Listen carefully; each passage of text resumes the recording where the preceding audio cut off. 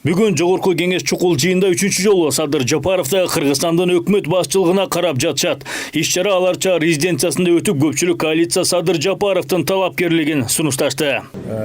Азыр Садыр Жапаровдун программасын, структурасын толукканды мына 3-чү жолу чогулуп атабыз, бекитебиз деп. Бекитип бергенден кийин ал жанагы исполняющий обязанность деп койбостон өзүнүн туура койгонго анын колу бутун чечип мүмкүнчүлүк бериш керек деп атам. Толугу менен биз Садыр Жапаровдун премьер-министрликти колдоп, жана өкмөттүн курамын колдоп туруп ишке өтүшүн талап этип атабыз. Буга чейин парламенттин бир катар депутаттары 2 жолу чукул жыйынга чогулуп, өкмөт башчылыкка Садыр Жапаровда бекиткенин жарыялашкан. Бирок президент Сооронбай Жээнбеков токтомго кол койбой, жыйында кворум болбогонун жүйө келтирип, кайра парламентке кайтарган. Бирок көпчүлүк эл өкүлдөрү мурдакы 2 жыйында тең кворум болгонун айтышууда.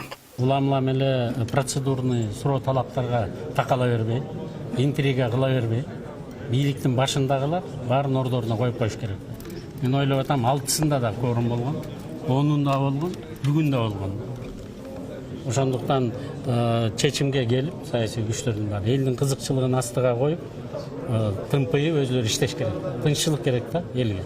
Тынччылыкты алып келе алабы? Президент, мына көчөңкү шайлаган биздин спикерибиз, андан 6-сында, 10-унда, анан бүгүнкү шайлай турган премьерибиз, ошо 3 кишиден да.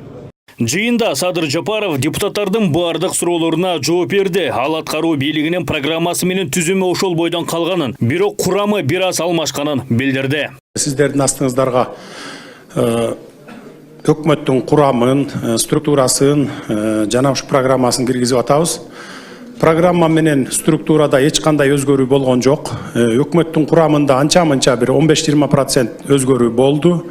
Ошол өзгөрүүлөр менен мына сиздердин астыңыздарга келип отурабыз. Окуп коеюнбу составын? Канат Кедеканович. Окуп коелубу? Проект. Состав правительства Кыргызской Республики. Жапаров Садыр Нуркожоевич на должность премьер-министра Кыргызской Республики. Новиков Артем Эдуардович на должность первого вице-премьер-министра Кыргызской Республики. Сабиров Равшан Азатович на должность вице-премьер-министра Кыргызской Республики. Мамытканов Максат Суюналиевич на должность вице-премьер-министра Кыргызской Республики.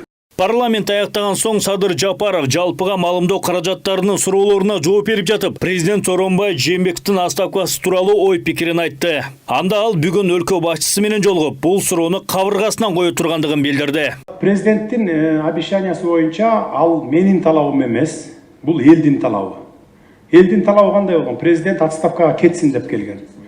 Биз сүйлөшүүлөрдү жүргүзүп, мынакей залда депутаттар отурат, мен эле жалгыз эмес, депутаттардын катышуусу менен сүйлөшүүлөрдү жүргүзүп, 3 күндөн кийин арызымды жазып берем, болду тынч кетейин дегенден кийин элге чыгып айтканбыз. Мына 3 күндөн кийин кетмей болду, тараңыздар деп элди таратканбыз. Андан бери 10 күн өттү. 10 күн, 7-8 күн өтүп калбадыбы мына.